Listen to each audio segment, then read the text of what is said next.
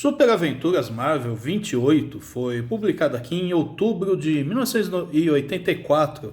Então ela já é de uma fase um pouquinho mais antiga e dá ainda mais nostalgia. E é uma edição assim que tem um monte de histórias que são mais nesse estilo assim de filme da sessão da tarde de antigamente, né? O mais normal vai ser essa aqui da Tropa Alpha do começo, né? Mas a capa aqui já entrega, que é uma capa super legal aqui do mestre do Kung Fu e tal. E as histórias de dentro vão ser meio nesse jeitão, assim, heróis mais pé no chão, assim.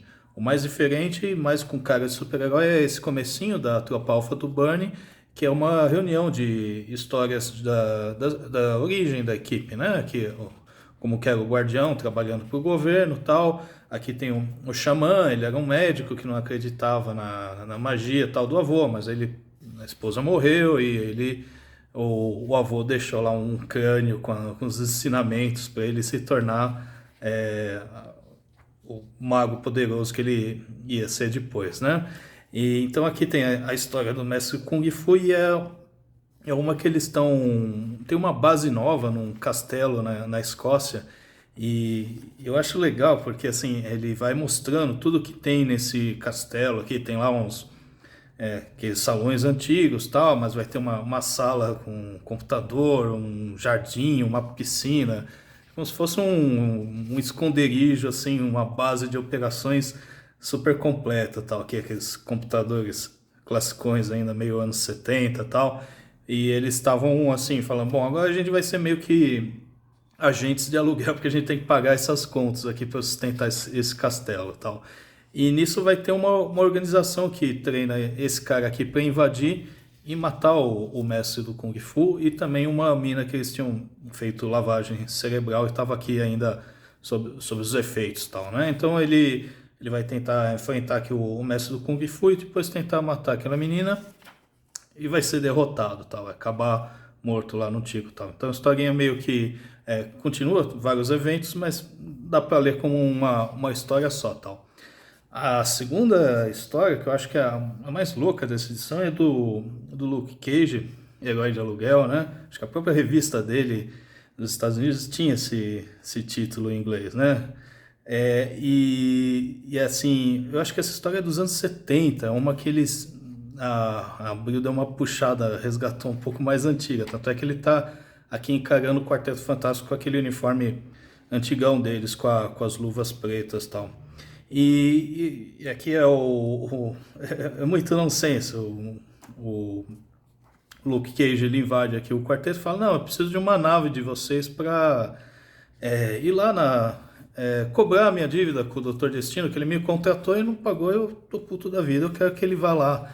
Eu quero ir lá encarar o cara e cobrar meu dinheiro. E o quarteto fala: Pô, esse cara tem culhões e tal. Beleza, tá aqui a nave, vai lá encarar o Doutor Destino.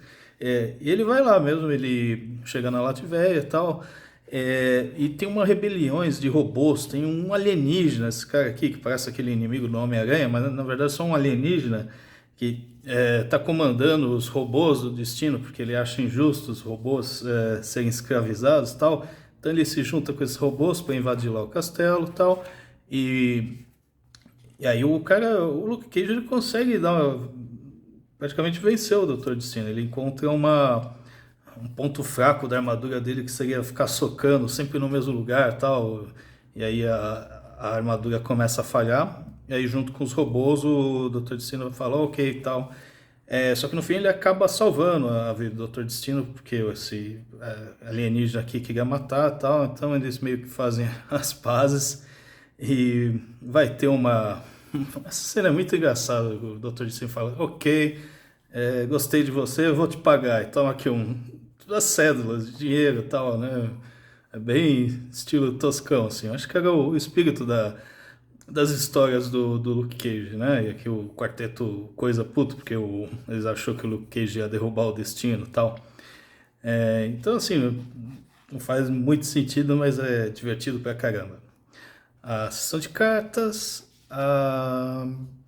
E aqui terminando a história da Sonja, que agora é a parte Se antes era sessão da tarde, tipo Nova York, luta de rua e tal, aqui é sessão da tarde de fantasia e tal, né? A Sonja, ela tá indo atrás de uns monstros lá, que eles estão participando de um teatro para descobrir qual que é a verdade por trás deles e tal. E aí vai ter uma história, assim, bem legal, que esses monstros, eles são tipo uns alienígenas que caíram aqui na Terra e tal. E eles não conseguiam sobreviver e eles meio que se mesclaram com os lagartos, assim, para conseguir sobreviver na atmosfera da Terra. E com o tempo, parte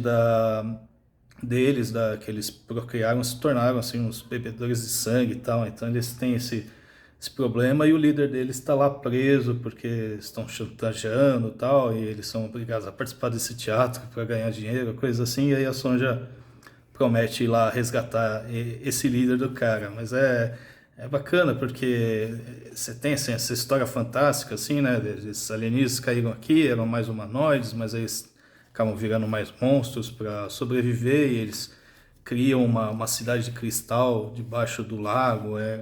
Cada lugar que ele vai aqui, a arte é muito boa também, né? Acaba tendo essa sensação de fantasia. E o Sonja eu acho que também nunca acabou sendo republicado. Então acaba sendo uma puta revista nostálgica para ler mesmo.